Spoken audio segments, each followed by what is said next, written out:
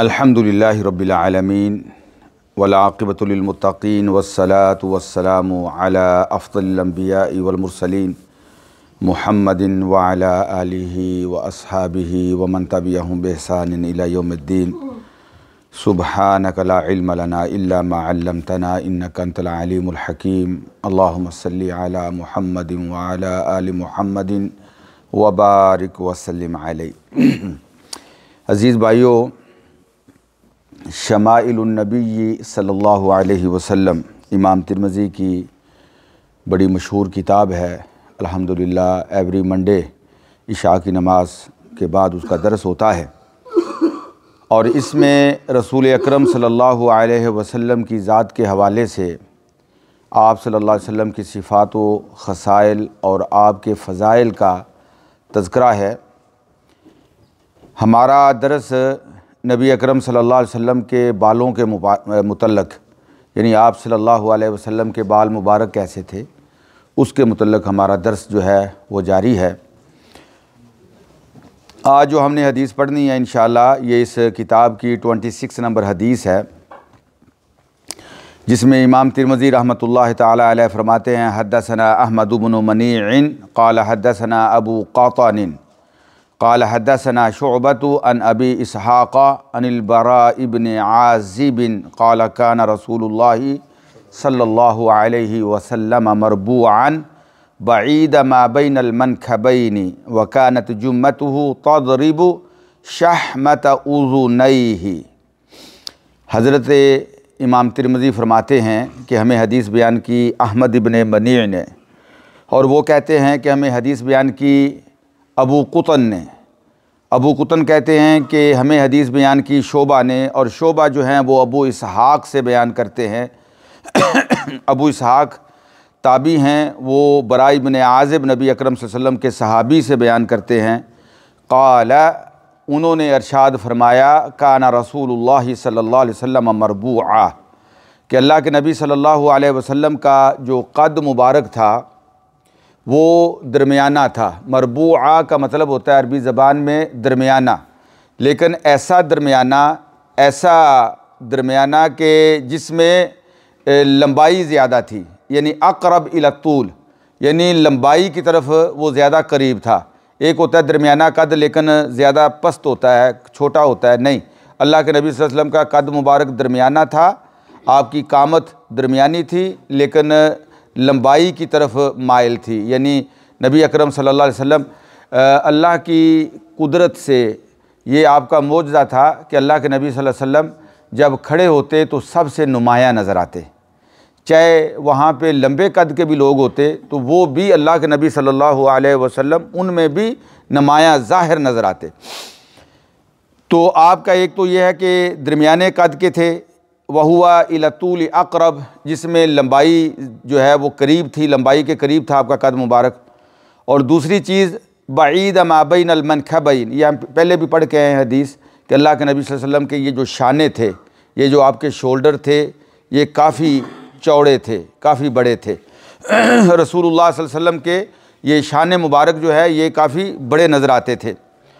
और तीसरी चीज़ वकानत जुम्मतहु, नबी अकरम सल्लल्लाहु अलैहि वसल्लम के जो बाल मुबारक थे, तदरिबु शहमत उज़ुनै, वो नबी अकरम सल्लल्लाहु अलैहि वसल्लम के इन कानों, यानी जो बाल जहाँ एंड होते हैं वो इन कानों के मुबारक थे। और ये बात हम पहले पढ़ के आए हैं कि अल्लाह के नबी सल्लल्लाहु अलैहि वसल्लम को जैसे किसी सहाबी ने देखा उसने वैसे बयान कर दिया। अल्लाह के नबी सल्लल्लाहु अलैहि वसल्लम के बाल जो है वो कभी ये कानों के बराबर होते थे और कभी जो है वो ये कंधों के बराबर होते थे और कभी आपके बाल मुबारक आपके शानों के ऊपर गिरे हुए होते थे। तो ये तीन सूरतें होती थी अल्लाह के नबी सल्लल्लाहु अलैहि वसल्लम की। और जब कभी आप कटिंग करवाते तो बाल कटवाते तो उस वक़्त जो है वो आपके कानों के बराबर आ जाते, और जिस सहाबी ने उस वक़्त देखा उसने उस तरह की कैफियत बयान कर दी। और जब कभी आपके बाल लंबे होते तो वो सहाबी जो है वो आपके लंबे बालों का तज़किरा करते। आगे जो हदीस है, हदीस नंबर 27, इमाम तिरमिज़ी फरमाते हैं, क़ाल हद्दसना मुहम्मद इब्न बश्शार, हमें हदीस बयान की मोहम्मद इब्न बश्शार ने, और वो कहते हैं अख़बारना वहब इब्न जरीर इब्न हाज़िम, हमें ख़बर दी वहब बिन जरीर ने जो कि हाज़म के बेटे हैं।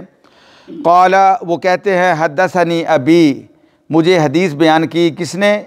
मेरे बाप ने। और उनके वहब के बाप का नाम क्या था? जरीर इब्ने हाजिम। मुझे हदीस बयान की मेरे वालिद जरीर ने, और वो बयान करते हैं कतादा से, और कतादा जो हैं ये ताबी हैं। क़ाल क़ुल्तु लि अनसिन, वो कहते हैं कि मैंने अनस रज़ी अल्लाह ताला अन्हु से कहा, और हज़रत अनस रज़ी अल्लाह ताला अन्हु नबी अकरम सल्लल्लाहु अलैहि वसल्लम के सहाबी हैं और अल्लाह के नबी सल्लल्लाहु अलैहि वसल्लम के खादिम हैं, आपकी खिदमत की इन्होंने। तो उनसे मैंने कहा कैफ़ कान शाअरु रसूलिल्लाहि सल्लल्लाहु अलैहि वसल्लम, अल्लाह के नबी सल्लल्लाहु अलैहि वसल्लम के बाल मुबारक कैसे थे?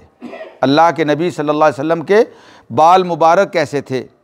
क़ाला, तो हज़रत अनस रज़ी अल्लाह ताला अन्हु जिन्होंने 10 साल अल्लाह के नबी सल्लल्लाहु अलैहि वसल्लम के साथ गुजारे, आपकी खिदमत की, वो अरशाद फरमाते हैं लम यकुन बिलजादी, कि नबी अकरम सल्लल्लाहु अलैहि वसल्लम के बाल मुबारक जो है वो गुंगरियाले नहीं थे। गुंगरियाले जो है करली कहते हैं इंग्लिश में, लिपटे हुए करली। तो लम यकुन बिलजादी, नबी अकरम सल्लल्लाहु अलैहि वसल्लम के बाल मुबारक जो थे वो करली नहीं थे, गुंगरियाले नहीं थे। वला बिस्सबती, और ना बिल्कुल जो है वो सीधे थे, यानी स्ट्रेट भी नहीं थे और करली भी नहीं थे, बल्कि आपके बाल मुबारक इन दोनों के दरमियान थे। आपके बाल मुबारक इन दोनों के दरमियान थे। कान यबलुगु शाअरुहु शहमत उज़ुनई, और नबी अकरम सल्लल्लाहु अलैहि वसल्लम के बाल मुबारक जो थे वो आपके कानों के ये जो हिस्सा, नरम वाला हिस्सा होता है जिसको हम लो कहते हैं, इस यहाँ तक अल्लाह के नबी सल्लल्लाहु अलैहि वसल्लम के बाल आते थे। तो ये नबी अकरम सल्लल्लाहु अलैहि वसल्लम के बालों का तज़किरा हो रहा है। सहाबा इकराम रिज़वानुल्लाहि अलैहिम अजमाइन नबी अकरम सल्लल्लाहु अलैहि वसल्लम के बालों का तज़किरा कर रहे हैं। और हम खुशकिस्मत हैं कि आज यानी हम 1445 यानी 1445 ईयर गुज़र चुके हैं और हम अल्लाह के नबी सल्लल्लाहु अलैहि वसल्लम का तज़किरा सुन रहे हैं। कभी आपकी ख़त्म नबूवत का हैं जी, और कभी नबी अकरम सल्लल्लाहु अलैहि वसल्लम की शक्ल मुबारक का, चेहरा मुबारक का, कभी आपके बालों का। तो ये हमारी खुशकिस्मती है कि हमारे नबी जो है अल्लाह ताला ने उनकी हर चीज़ को महफूज किया है, उनकी हर चीज़ को महफूज किया है। वगरना वो जो पहले नबी गुज़रे हैं उनकी जो है आप अगर देखें तो उनकी जो बायोग्राफ़ी है या उनकी जो सीरत है वो बिल्कुल मुख्तसर सी, और चंद घंटों की उनकी ज़िंदगी जो है वो लोगों ने बयान की है। वगरना किसी भी नबी की जो है सीरत इस तरह बयान नहीं की गई जिस तरह नबी अकरम सल्लल्लाहु अलैहि वसल्लम की सीरत और सूरत को बयान किया गया है। तो यहाँ पे जो इस हदीस में बरा इब्न आज़ब रज़ी अल्लाह ताला अन्हु की हदीस में ये है कि अल्लाह के नबी सल्लल्लाहु अलैहि वसल्लम के बाल मुबारक जो है वो कानों तक थे। तो जैसे मैंने अर्ज़ किया है कि जैसे किसी साहबी ने देखा उसने उस तरह बयान कर दिया। आगे जो हदीस नंबर 28 है, क़ाल हद्दसना मुहम्मद इब्न यहया इब्न अबी उमर अल-मक्की, इमाम तिरमिज़ी फरमाते हैं कि हमें हदीस बयान की मोहम्मद बिन यहया, और मोहम्मद बिन यहया जो है ये अबी उमर अल-मक्की के बेटे हैं। और वो कहते हैं कि अखबारना सुफियान बिन उयैना, हमें ख़बर दी सुफियान बिन उयैना ने, और वो बयान करते हैं अन इब्न अबी नजीह, इब्न नजीह से, और इब्न नजी जो हैं वो मुजाहिद से बयान करते हैं, और मुजाहिद जो है वो उम्मे हानी बिनते अबी तालिब से बयान करते हैं। उम्मे हानी ये नबी अकरम सल्लल्लाहु अलैहि वसल्लम की सहाबिया भी थी और आपकी कज़न भी थी। उम्मे हानी हज़रत अली उल मुर्तदा रज़ी अल्लाह ताला अन्हु की हमशीरा थी। वो उनसे बयान करते हैं। और ये जो मुजाहिद थे ये भी मक्के के रहने वाले थे। इनकी जो वफ़ात हुई हज़रत उम्मे हानी रज़ी अल्लाह ताला अन्हा, जो रसूलुल्लाह सल्लल्लाहु अलैहि वसल्लम की कज़न थी, सहाबिया थी, तकरीबन 45 के करीब हदीसें उन्होंने बयान की हैं अल्लाह के नबी सल्लल्लाहु अलैहि वसल्लम की। और ये वो सहाबिया है कि जब फ़तह मक्का हुआ तो उस वक़्त ये मुसलमान हुई, और नबी अकरम सल्लल्लाहु अलैहि वसल्लम इनके घर गए, और अल्लाह के नबी सल्लल्लाहु अलैहि वसल्लम ने इनके घर 8 रकत नमाज अदा की, इनके घर 8 रकत नमाज अदा की। और जब मक्का फ़तह हुआ तो इनका जो खामद था उसका नाम था हमेरा बिन आमर हाज़मी, तो वो मुसलमान नहीं था। तो जब मक्का फ़तह हुआ तो वो अल्लाह के नबी सल्लल्लाहु अलैहि वसल्लम से डर के भाग गया और नजरान की तरफ चला गया, और उसने अपनी बीवी को छोड़ दिया, अपने बच्चों को छोड़ दिया। तो उम्मे हानी इनके 4 बेटे थे। एक का नाम हानी था और उसी से ये उम्मे हानी बने, और एक का नाम अमर था, एक का नाम जादा और एक का नाम यूसुफ, यानी सीरत की किताबों में, तारीख़ की किताबों में आता है। और उम्मे हानी का अपना नाम जो था वो आतिका था, या बाद रिवायात में हिंद भी आता है। तो ये हज़रत अली रज़ी अल्लाह ताला अन्हु की बहन थी, हमशीरा थी, हज़रत अबू तालब की बेटी थी। और इनकी वफ़ात जो है वो 50 हिजरी के अंदर हुई, 50 हिजरी के अंदर इनकी वफ़ात हुई। तो ये अल्लाह के नबी सल्लल्लाहु अलैहि वसल्लम से ये हदीस बयान करती हैं, फरमाती हैं कि क़ादिमा रसूलुल्लाहि सल्लल्लाहु अलैहि वसल्लम मक्का क़दमतन। वो फरमाती हैं कि जब अल्लाह के नबी सल्लल्लाहु अलैहि वसल्लम मक्का तशरीफ़ लाए, तो अल्लाह के नबी सल्लल्लाहु अलैहि वसल्लम आप जानते हैं कि मक्के के रहने वाले थे, लेकिन मक्के वालों ने 13 साल आपने नबूवत के बाद मक्के में गुजारे। जब मक्के वालों ने आपका मक्के में रहना मुश्किल कर दिया, आपको तकलीफ़ें दी, आपको अज़ियतें दी, तो उस वक्त अल्लाह के नबी सल्लल्लाहु अलैहि वसल्लम को अल्लाह ताला ने हुक्म दिया कि अब आप मक्के को छोड़ के मदीने हिजरत कर जाएं। तो नबी अकरम सल्लल्लाहु अलैहि वसल्लम ने 13 साल मक्के में गुजारने के बाद फिर मदीने हिजरत की। और जब मक्के से रुखसत हो रहे थे नबी अकरम सल्लल्लाहु अलैहि वसल्लम, तो मक्के की ज़मीन को मुखातब करके, मक्के की तरफ चेहरा करके अल्लाह के नबी सल्लल्लाहु अलैहि वसल्लम ने ये अरशाद फरमाया कि ए मक्के की सरज़मीन, तू कायनात में सबसे ज़्यादा अल्लाह को महबूब है। अल्लाह की ज़मीन तो सारी अल्लाह, इन्नल अर्ज़ लिल्लाहि यूरिसुहा मन यशाउ मिन इबादी, अल्लाह की ज़मीन है, अल्लाह जिसे चाहता है अपने बंदों में उसका मालिक बना देता है। ज़मीन सारी अल्लाह की है, लेकिन इस सारी ज़मीन में जो अल्लाह को महबूब तरीन ज़मीन का हिस्सा है वो मक्के की सरज़मीन है। तो अल्लाह के नबी सल्लल्लाहु अलैहि वसल्लम ने फरमाया कि तू अल्लाह को सबसे ज़्यादा महबूब है और मुझे भी महबूब है। तेरे रहने वाले अगर मुझे निकलने पे मजबूर ना करते, मुझे अगर तंग ना करते, तो मैं कभी तुझे छोड़ के ना जाता। तो अल्लाह के नबी सल्लल्लाहु अलैहि वसल्लम ने मक्के से हिजरत की, मदीने चले गए। अब मदीने में जाके दिल नहीं लगता, सहाबा कराम भी मक्के को याद करते, दिल नहीं लगता। तो अल्लाह के नबी सल्लल्लाहु अलैहि वसल्लम ने वहाँ दुआ की, अल्लाहुम्मा हब्बिब इलैनल मदीना। और मदीने का नाम अल्लाह के नबी सल्लल्लाहु अलैहि वसल्लम की हिजरत के बाद मदीना पड़ा था, मदीनातुर रसूल, वगरना पहले नाम क्या था? यसरब, पहले नाम था यसरब। तो अल्लाहुम्मा हब्बिब इलैनल मदीना, अल्लाह इस मदीने को भी हमारे लिए उसी तरह महबूब बना दे जिस तरह मक्के की सरज़मीन के साथ हमें प्यार है। तो मक्के की सरज़मीन को अल्लाह रब्बुल इज़्ज़त ने हरम करार दिया है। इन्नमल मुशरिकून नजसुन फला यक़रबुल मस्जिदल हरामा बाद आमिहिम हादा। तो अल्लाह ने सूरह तौबा के अंदर मक्के की सरज़मीन को हरम करार दिया है, इसी तरह नबी अकरम सल्लल्लाहु अलैहि वसल्लम ने मदीने को भी हरम करार दिया। मदीने के बड़े फ़ज़ाइल हैं। तो ये उम्मे हानी फरमाती हैं कि क़ादिमा रसूलुल्लाह सल्लल्लाहु अलैहि वसल्लम मक्का क़दमतन, अल्लाह के नबी सल्लल्लाहु अलैहि वसल्लम जब मक्के में तशरीफ़ लाए और अल्लाह के नबी सल्लल्लाहु अलैहि वसल्लम हिजरत के बाद 4 दफ़ा मक्के गए। हिजरत के बाद 4 दफ़ा नबी अकरम सल्लल्लाहु अलैहि वसल्लम मक्के गए। और 4 दफ़ा जो अल्लाह के नबी सल्लल्लाहु अलैहि वसल्लम मक्के में गए हैं, एक तो अल्लाह के नबी सल्लल्लाहु अलैहि वसल्लम का सफ़र वो था जब सुलह हुदैबिया, जब नबी अकरम सल्लल्लाहु अलैहि वसल्लम को ख्वाब आई, अल्लाह के नबी सल्लल्लाहु अलैहि वसल्लम ने देखा कि हम जो हैं वो बैतुल्लाह का तवाफ़ कर रहे हैं, बैतुल्लाह में उम्रा अदा कर रहे हैं। और अल्लाह के नबी सल्लल्लाहु अलैहि वसल्लम ने सहाबा से कहा कि नबी की जो ख्वाब होती है वो अल्लाह की वही होती है, तो लिहाजा अल्लाह का हुक्म है हम अब मक्का चलते हैं उम्रा करने के लिए। नबी अकरम सल्लल्लाहु अलैहि वसल्लम ने सहाबा के लिए 1400 के करीब, जिनका पूरा वाक़या जो है वो सूरह फ़तह के अंदर अल्लाह ताला ने बयान किया है, तशरीफ़ लाए। तो मक्के वालों ने आपको तवाफ़ करने से रोक दिया, मक्के वालों ने आपको उम्रा करने से रोक दिया। तो नबी अकरम सल्लल्लाहु अलैहि वसल्लम ने उस मौके पे मक्के वालों के साथ सुलह हुदैबिया हुई, जिसको कुरान मजीद ने फ़तह मक्का करार दिया, इन्ना फ़तहना लका फ़तहम मुबीना। ये वो सुलह है कि जब एक दरख्त के नीचे बैठ के सहाबा ने नबी अकरम सल्लल्लाहु अलैहि वसल्लम के हाथ पे बैत की थी और अपनी जान निछावर करने का वादा किया था। और उसको अल्लाह का कुरान बयान करता है कि लक़द रज़ियल्लाहु अनिल मुमिनीना इज़ युबायिऊनका तहत शजरति फ़अलिम मा फ़ी क़ुलूबिहिम फ़अंज़ल सकीनत अलैहिम व असाबहुम फ़तहन क़रीबा, कि अल्लाह राज़ी हो गया उन मोमनों से जो दरख्त के नीचे बैठ के आपके हाथ के ऊपर जो है वो बैत कर रहे हैं।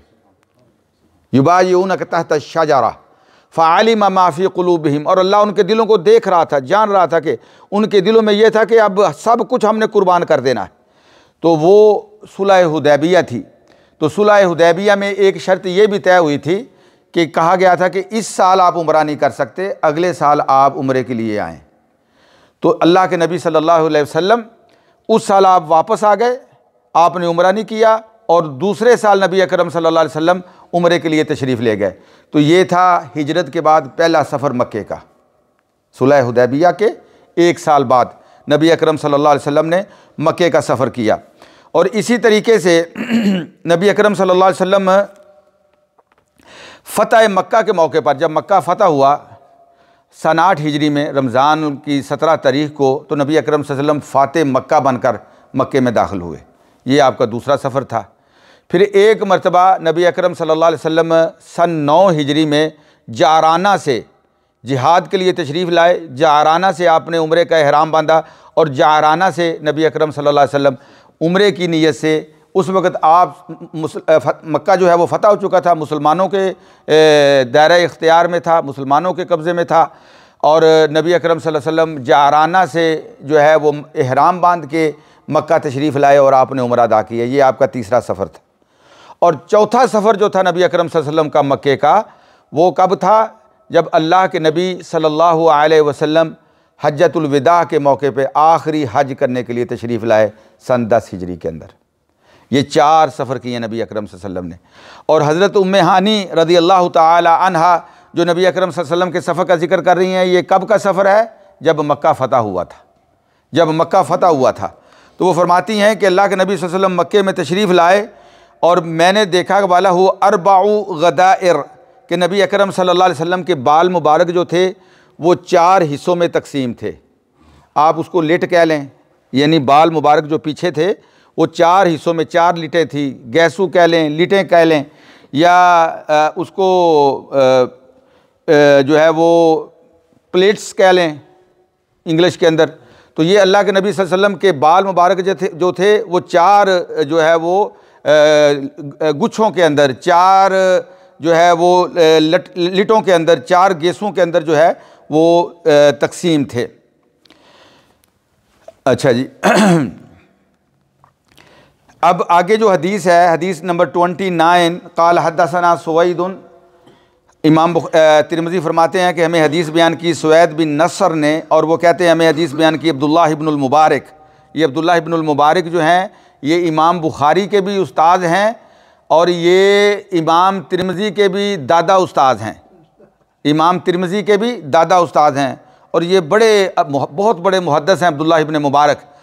उनसे वो हदीस बयान करते हैं सुवैद इब्न नसर, और वो बयान करते हैं मामर से, और वो बयान करते हैं साबत अल बुनानी से। और साबत अल बुनानी जो हैं ये ताबी हैं, वो बयान करते हैं हज़रत अनस से, और हज़रत अनस कहते हैं अन्ना शाअर रसूलिल्लाहि सल्लल्लाहु अलैहि वसल्लम, रसूलुल्लाह सल्लल्लाहु अलैहि वसल्लम के जो बाल मुबारक थे, कान इला अंसाफ़ी उज़ुनैहि, वो ये कानों के निसफ़ तक, ये कानों के निसफ़ तक थे। यानी मुख्तलिफ़ सहाबी मुख्तलिफ़ नबी अकरम सल्लल्लाहु अलैहि वसल्लम के बालों की जो हालत है, कैफ़ियत है, उसको बयान कर रहे हैं। आगे जो है वो हदीस इमाम तिरमिज़ी बयान करते हैं क़ाल हद्दसना सुवैद इब्न नसर, कि हमें हदीस बयान की सुवैद बिन नसर ने, और वो हदीस बयान करते हैं अब्दुल्लाह इब्न मुबारक से, और वो यूनुस बिन यज़ीद से। यानी हदीस एक है लेकिन दूसरी सनद के साथ, दूसरे चैन के साथ इसको बयान किया जा रहा है। वो यूनुस बिन यज़ीद से बयान करते हैं, और यूनुस बिन यज़ीद जो हैं वो इमाम ज़ुहरी से, और इमाम ज़ुहरी जो हैं वो कहते हैं अख़बरना उबैदुल्लाह इब्न अब्दुल्लाह इब्न उतबा, हमें हदीस बयान की, हमें ख़बर दी उबैदुल्लाह बिन अब्दुल्लाह बिन उतबा ने, और वो बयान करते हैं हज़रत अब्दुल्लाह इब्न अब्बास से रज़ियल्लाहु ताला अन्हुमा, और वो फरमाते हैं अन्ना रसूलुल्लाहि सल्लल्लाहु अलैहि वसल्लम, कि रसूलुल्लाह सल्लल्लाहु अलैहि वसल्लम काना युस्दिलु शारा, अस्दला युस्दिलु शाराहु का मतलब क्या होता है?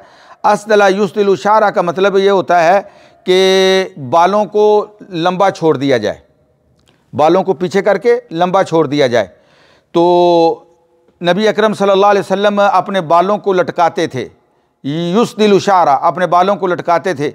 वकान अल मुशरिकून यफ़रिकून रुऊसहुम, और मुशरिकीन जो थे उनका तरीका ये था कि यफ़रिकून, वो अपने बालों के दरमियान से, जिस तरह हम कहते हैं चीर निकालना, वो बालों को दो हिस्सों में तकसीम करते थे, इस तरह वो चीर निकालते थे। लेकिन नबी करीम सल्लल्लाहु अलैहि वसल्लम कुछ अरसा जो है वो अपने बालों को खुला छोड़ देते थे, लटका लेते थे, चीर नहीं निकालते थे। क्यों? वकान अहलुल किताबी युस्दिलून रुऊसहुम, इसलिए कि जो अहले किताब थे यहूद व नसारा उस वक़्त वो अपने बालों को खुला छोड़ते थे, लंबा छोड़ते थे, वो दरमियान में उसको जो है वो दो हिस्सों में तकसीम नहीं करते थे।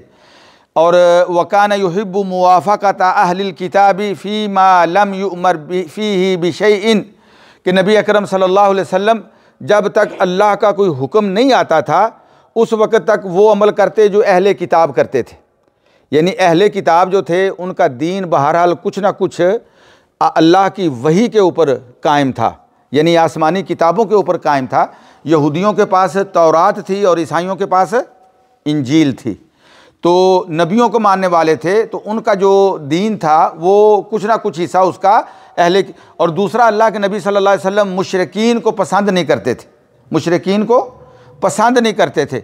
और जब तक अल्लाह का कोई हुक्म ना आता, अगर अल्लाह वही करके किसी चीज़ का हुक्म दे देते तो फिर अल्लाह के नबी सल्लल्लाहु अलैहि वसल्लम अहले किताब की चीज़ को भी छोड़ देते, जो अल्लाह का हुक्म देता उसके मुताबिक अमल करते।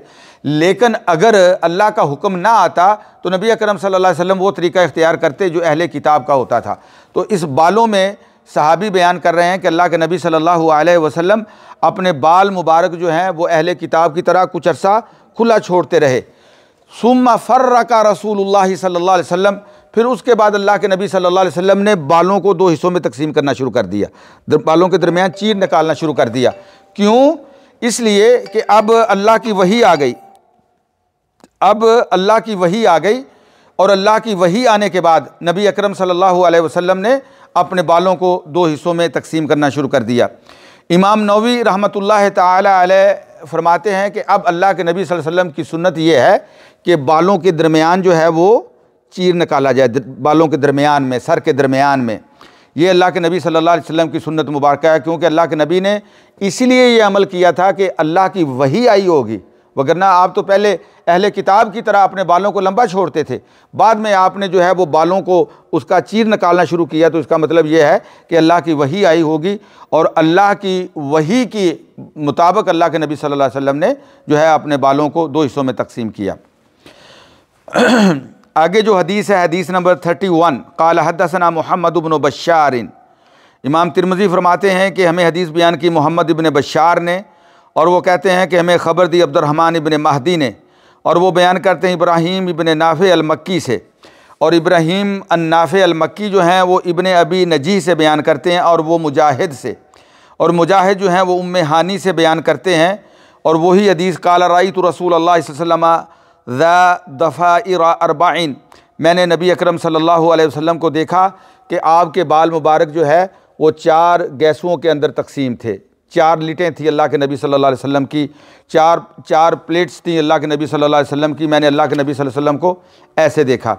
तो ये जो अहादीस हैं ये सारी की सारी अल्लाह के नबी सल्लल्लाहु अलैहि वसल्लम के बालों के मुताल्लिक़ हैं।